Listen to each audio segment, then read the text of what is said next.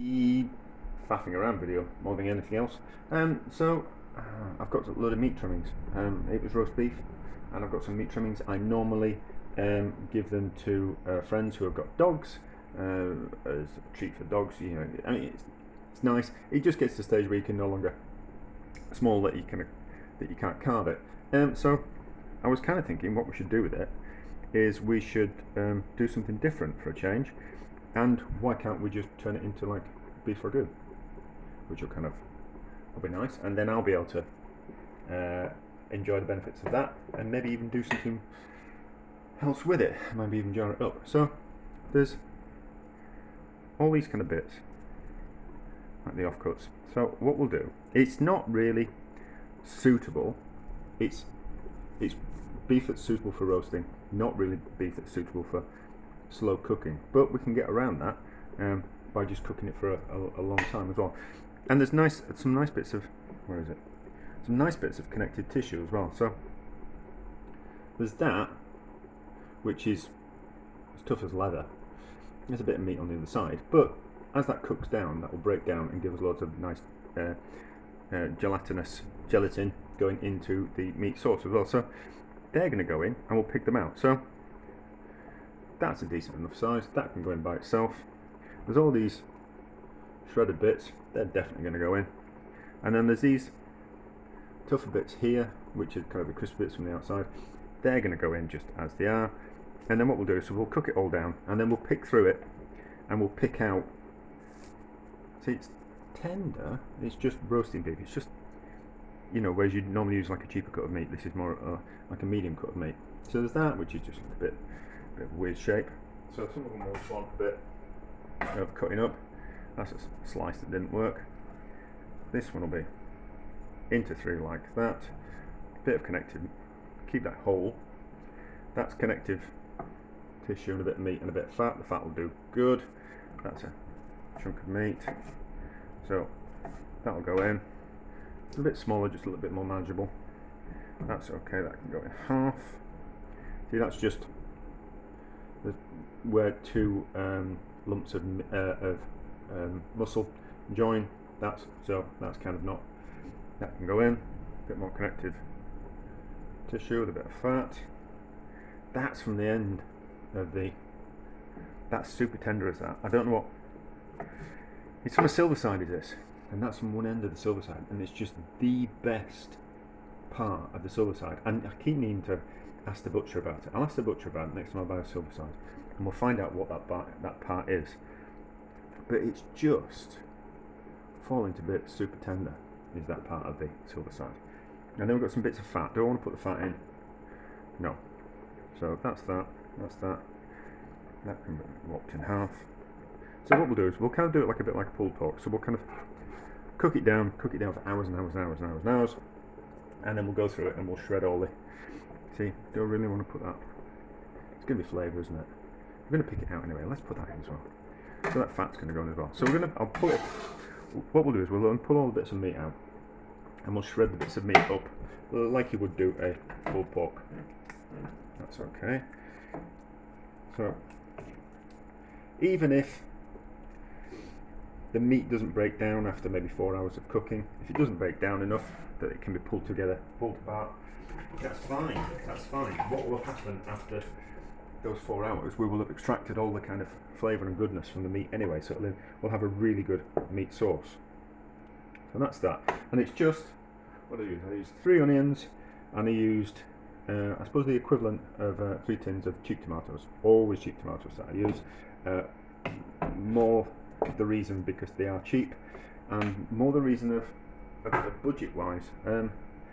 Not everyone can afford to buy expensive ingredients, and I kind of think I'm much more interested in what you can do with the cheaper ingredients. It takes, of course, more expensive tomatoes will give you a better tomato sauce, of course, but that's not to say you need to have to use expensive tomatoes to get a good result. And I think it's important, and it takes a little bit more skill and a little bit more effort.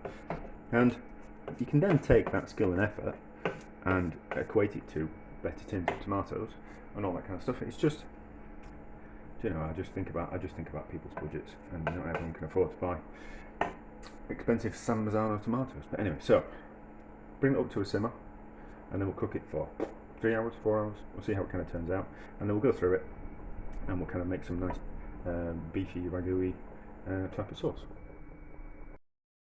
Right, the meat looks like it's nice and tender now, so we'll lift the meat out, and then we'll have a look at the sauce. I think the sauce might be a little thin, so we'll do something about that.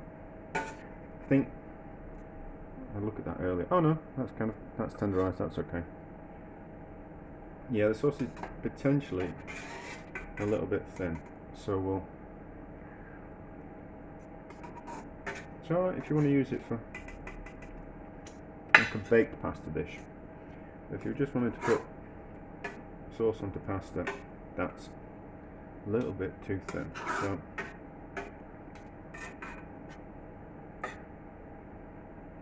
we'll just strain out some of that liquid. I'll show you a trick.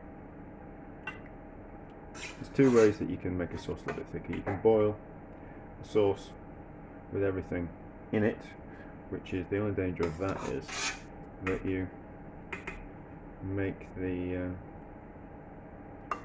you overcook everything. So as soon as you start boiling meat, it wants to boil to bits, which is not what you want. But we can just strain some of that excess liquid out of there using the sieve, and it will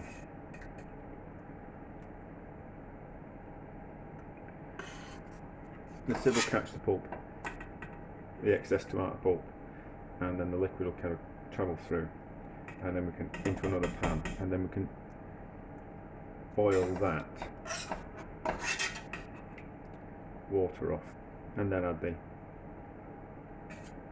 tomato pulp and shredded meat back to it, and then we'll be able to do something interesting with that. Just a bit of a it's you know, it's the downside of using cheap tin tomatoes, but you know, you use what you've got and you buy what you can afford, so I'm not judging. That's why I buy the cheap tomatoes as well. Look at that. All the bits of meat and all the bits of fat as well. So I don't want it's just the meat that wants out of it. Not that much tomato in there actually. Right, so move that to the back. Actually quite a lot of juice is collected in that, so we'll have that into the pan as well. So put that there. Pan here, just move that one back, just further back, and we've got sieve, and we'll just have that liquid out of there first. So the sieve will just collect any bits of meat and any tomato pulp. I don't want to boil that off.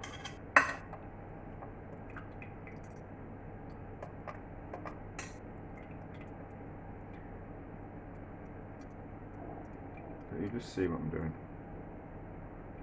in a minute. It's fine. Don't know more about that. And then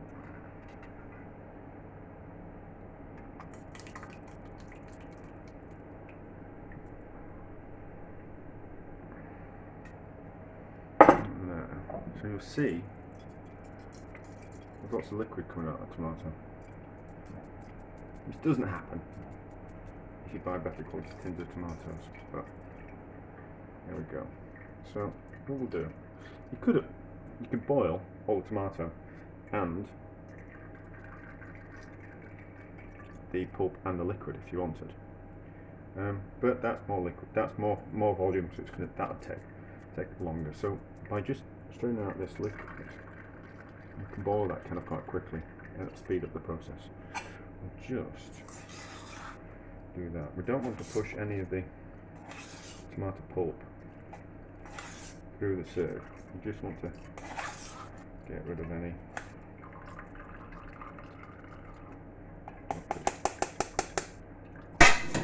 that'll do. That'll do. Just drain that on there in a second. Then out of the way somewhere. It's not going to burn. Heat under that, and then we'll just pick our way through this meat. So we start here and we can see what we've got. So that looks like it was that fat that I've thrown in, so all the goodness has come out of that fat. That's that. So we don't want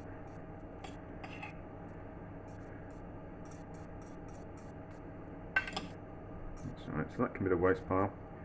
This can be the shred the meat pile. So we just use a fork to kind of go through it. Can you see what I'm doing? Yes, you can. So that's some nice bits of meat. A nice bit of meat there. That's that. That's a bit of meat there. Don't have to go through it too well. But if there's any bits of connective tissue that you don't like the look of, you can just pick them out and just shred the meat up. But this is that's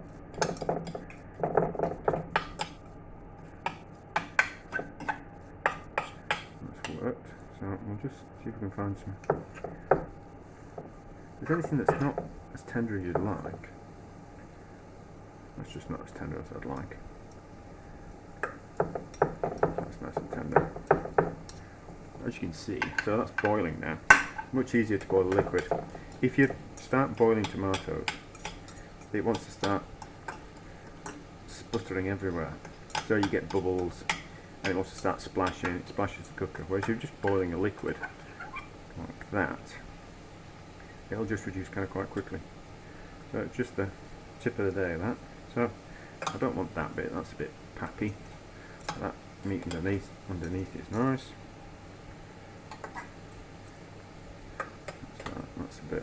That's a bit pappy. That all stuff's nice. So kind of what you do with pulled pork, you just go through it. Any bits that you don't like the look of, that's all nice and tender. And then what we'll do is we'll add everything back into the pan. There we go, see we don't want that, that's just all, whatever that was. That's all nice meat there. Nice bit of meat there. So do you need to see this bit? I don't think so. You've got the idea of what I'm doing.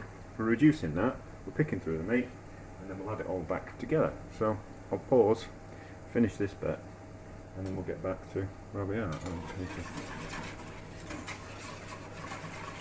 to stir that milk I've got at the back. So there we are. I'll pause and we'll be back. There we go. So reduce the liquid down, then added the tomato solids and the shredded meat back into the pan. Give it a stir around. There we go. Give it a quick taste. See if it needs a bit of salt. It's easier to add salt when something's hot or warm rather than when it's cold. No, it's fine. You just got to be careful. You can always add, well, as always, you can add a little bit more salt. Very difficult to take it away. But if that was perfectly seasoned now, and we're going to add some pasta to it, we couldn't rely on that seasoning the pasta as well. We'd have to season the pasta separately, or add more seasoning to it. But that's nice, and certainly a good way of using up all those meat trimmings and kind of bits that I would normally, I would never throw away, but I'd give to a neighbour's dog or a friend's dog, that type of thing. So you can put that in some containers and put it in the fridge, and then well, put it in the freezer, and I'm about to use something quite interesting. So there we go. Yeah, I think that's it. Yeah, I mean it's just, if you were to, I could have, it's very difficult to kind of reduce the liquid out of a sauce with everything still in it, so sometimes it's just better to strain off some of the actual liquid, reduce the liquid down, and then add everything back to it. It just saves you overcooking meat, boiling the meat so it kind of shreds itself, anything like that. So there we go. That was a success, wasn't it?